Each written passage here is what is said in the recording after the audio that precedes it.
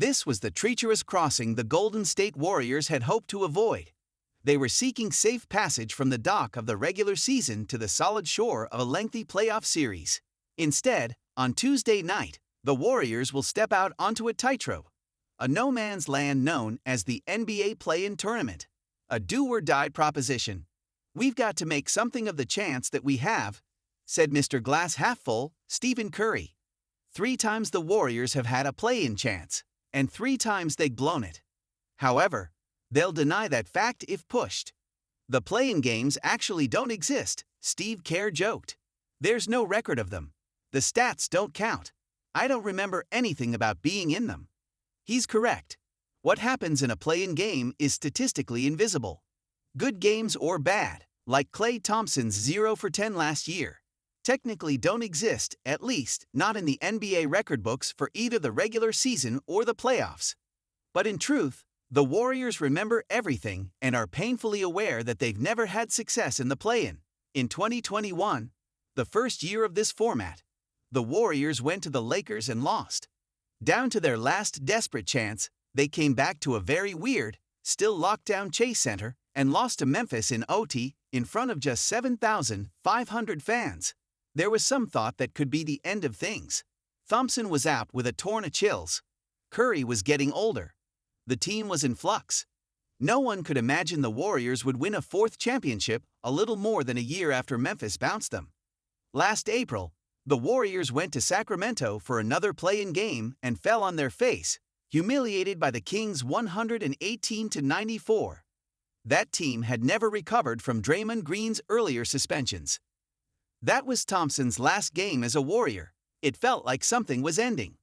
But this time, stepping out on the tightrope will feel different, in part because the Warriors were so hot down the stretch, but mostly because of what made them so hot: the addition of playoff Jimmy. Jimmy Butler had a tremendous game on Sunday against the Clippers, playing 48 minutes. He gives the Warriors an added swagger and confidence. The Warriors have always been a team with an edge and attitude.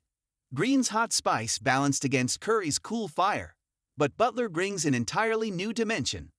Kerr calls him an alpha, and he gives the Warriors a new kind of confidence and juice. "We'll just draw on having Jimmy," Green said. "You saw the effort he put out there tonight. We'll be riding our aces." The Warriors can also draw on Butler's experience in the play-in.